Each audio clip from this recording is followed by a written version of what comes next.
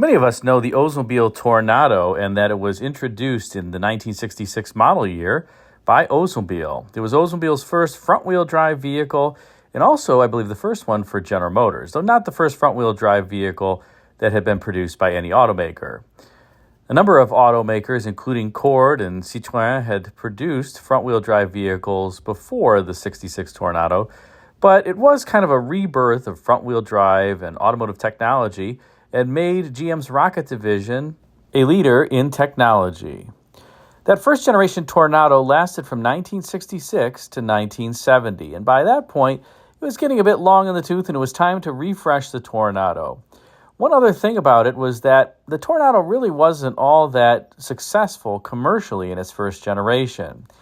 It didn't sell all that well, especially after the first model year, often with sales in the 20 to 30,000 unit range, and that simply was not enough to justify having a dedicated platform for the car that really shared no components with other platforms at General Motors. When GM decided to redo its E-body platform for 1971 across the Toronado, Riviera, as well as the Eldorado, it was determined that all three cars were going to share significant components with the full-size General Motors B-bodies, including the front glass, A-pillars, roof panels, as well as the door glass, inners, and many pieces of so-called black metal that were not readily visible to the eyes. In other words, sheet metal that was not the exterior surface sheet metal that you would see. The next generation Toronado, the second generation, ran from 1971 to 1978 and was much more commercially successful than the first generation, selling more units per year than the first generation Toronado, and also because it shared so many more components with the full-size General Motors vehicles, it was more profitable.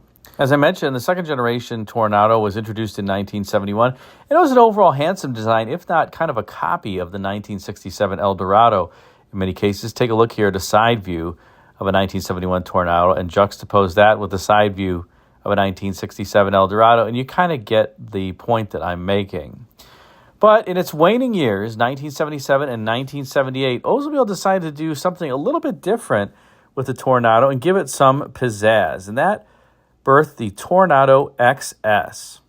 The Toronado XS was actually a derivative of the Toronado XSR, a vehicle that Oldsmobile fully intended to produce, but I believe only one was actually made. The XSR was effectively an XS, but also with T-tops, where the roof glass panels would stow on the inner portion of the T-top. It was an overall novel design. I believe that there were 2 or 4 Eldorados also made with a similar roof configuration by American Sunroof Corporation, or ASC. ASC was, by this point, becoming a powerhouse in the sunroof installation business and often installed sunroofs for manufacturers like General Motors as well as Ford, and it was run by a gentleman by the name of Heinz Prechter. ASC was around for many years installing sunroofs with factory-level quality, and many of them still work just fine today. But one of the things that didn't work were those T-tops. They just couldn't get them to fit right so that water wouldn't intrude in the cabin and have no wind noise issues as well. And so for production, the T-top design was scrapped, but this awesome wraparound rear glass was kept. The wraparound rear glass was developed by PPG, or Pittsburgh Plate Glass, and it was done through a process called a hot bent wire.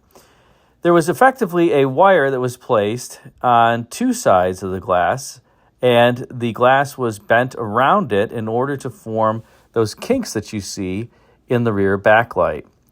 This process was used on some other GM vehicles at the time, including, in fact, the 1967 Eldorado and the 1977 Caprice Coupe. So it wasn't totally novel when it came out in the 1977 Toronado XS, but this is a tremendously large backlight on this vehicle.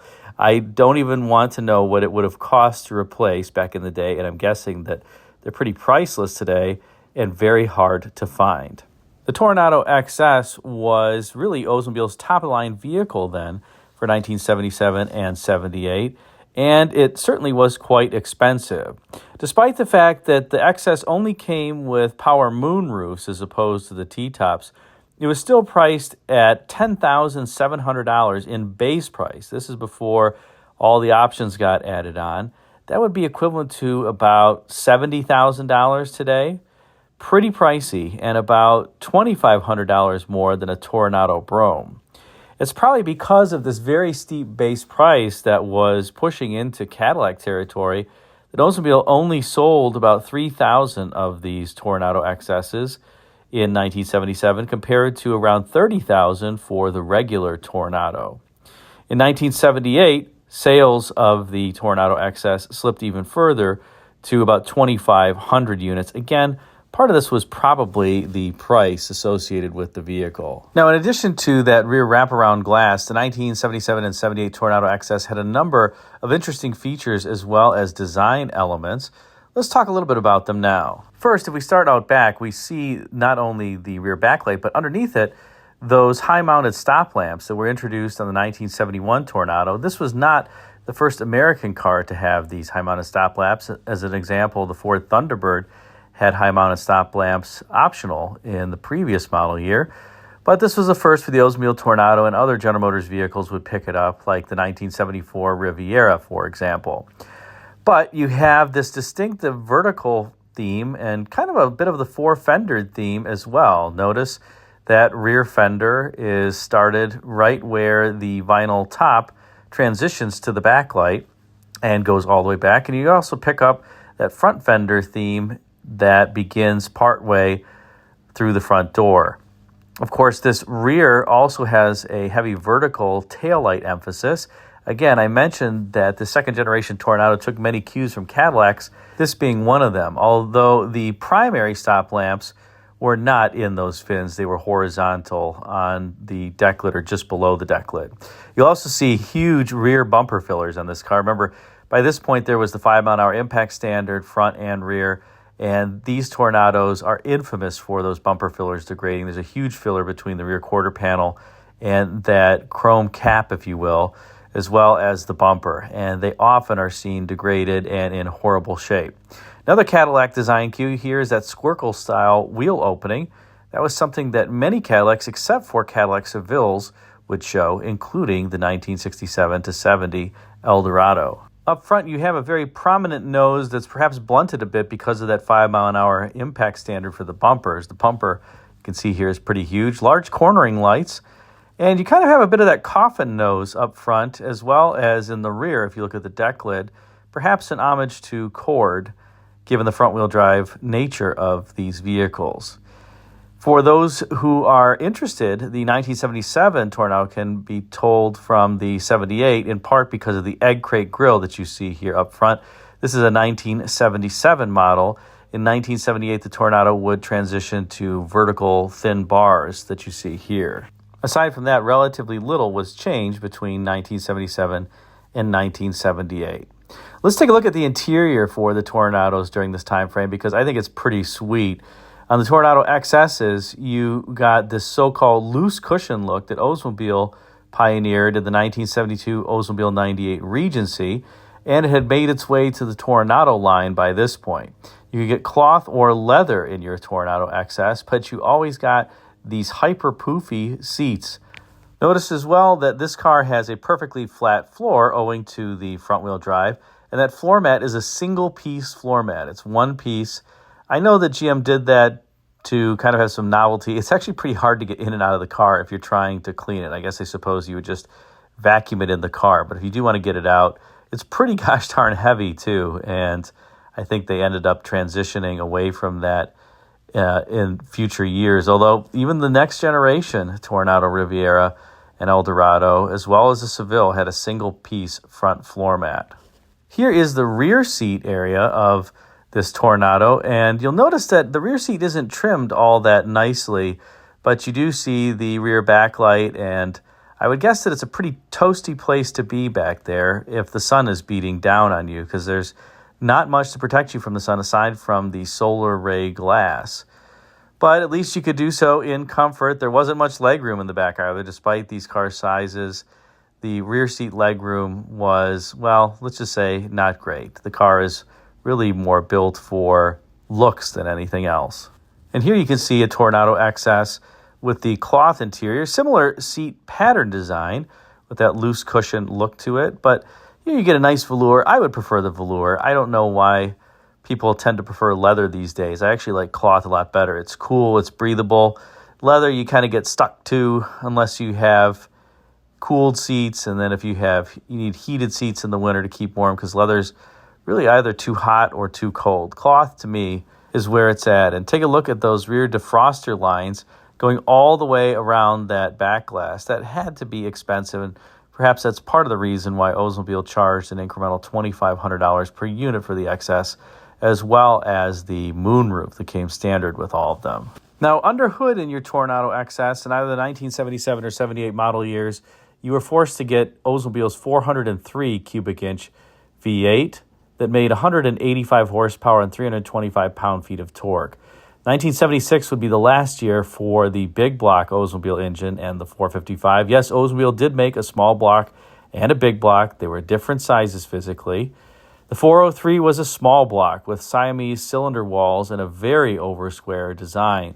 The 403 wasn't a bad engine, but I would say that it's not quite as good as the 455, and they didn't have as strong of a bottom end as the Oldsmobile big blocks. The 403 had hollow main bearing webs, and so long as you keep the engine RPM below 4,000, you'll be fine. But if you really hot-rodded these engines, they would have some bottom end issues.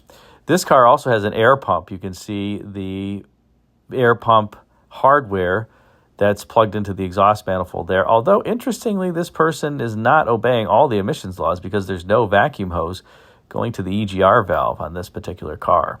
You can see the cruise control box that's mounted to the driver's side wheelhouse. That appears to be a Dana Perfect Circle setup, which was pretty typical for cruise control boxes of this time. And you can see the servo that's right behind the distributor. Now, where did the inspiration for the Toronado XS come from? Well, here's a sketch, I believe, done by George Camp for the 1971 Oldsmobile 98. And you can see this has that wraparound rear glass with that hot wire bend. But obviously, this particular design didn't make it through to production for the 98, although it is extremely handsome. I love the lower molding, the rockers, the bright rocker molding, and how it transitions just behind the front wheel to be larger and then back to be smaller, the skirted rear wheel, typical of the Oldsmobile 98s, and that reverse kind of B-pillar that sets up the rear backlight very, very well. Of course, you can also see the vertical taillights and make out the 98 script there on the rear quarter panel. So this was one of the inspirations from a design standpoint for the 77 and 78 Toronado XS, and though it was not used on the 98, at least this particular backlight theme, it clearly made its way to the Toronado a few years later. Here's another sketch for the second generation Toronado, this one done by Bill Mahalik, and you can see, again, you have that B-pillar that has the interesting form. It was at this point where General Motors designers thought that they were going to have some pretty stringent rollover standards in vehicles, and that's what birthed the Colonnade cars, as well as these relatively thick B-pillars on vehicles at the time. And so the design of the vehicles had to change. And you can see here that Bill has, well, kind of made that B-pillar an art form. I would also say a variant of that front end would kind of make it on to some Oldsmobiles in the 1980s. In particular, you could almost see the Olds Forenza front end there. I don't mean to insult Bill by saying that, but I think it's a handsome sketch, and Oldsmobile used some of the elements of the theme a bit later on. And here's a final sketch showing some inspiration for that Toronado XS. Not sure who this sketch was done by. This might be a Dick Rusin sketch, but admittedly not sure. In any case, notice that very low belt line and door glass area that's quite large, that large B-pillar, and you have the backlight here in a more fastback form, kind of 82 Firebird Camaro-y. You also have the twin port theme up front in the grille, something that would start with Oldsmobiles in the 1968 model year. I am not sure why Oldsmobile decided that they wanted to go to that twin port theme. It was already a Pontiac signature, and Oldsmobile kind of appropriated it after that point, but nonetheless, they decided to do it and I think it ended up looking relatively handsome. So in closing, I hope you enjoyed this spotlight on the Toronado XS and its acres of glass. Be sure that if you buy one of these, you check to ensure that the headliner is in good shape and that there haven't been leaks from the sunroof. Often the drains would plug, and then you'd have water that kind of would pool in that sunroof area and create issues. The rear backlight was just fine, but these did have some rust issues with the padded vinyl top that basically attracted moisture, so you want to make sure that you get one without rust around the vinyl top padding. And of course, in the typical areas behind the wheels, and take a look at the frame, etc. But overall, these were pretty cool vehicles and a neat design, a great way to cap off the second generation Toronado. Thanks again for watching.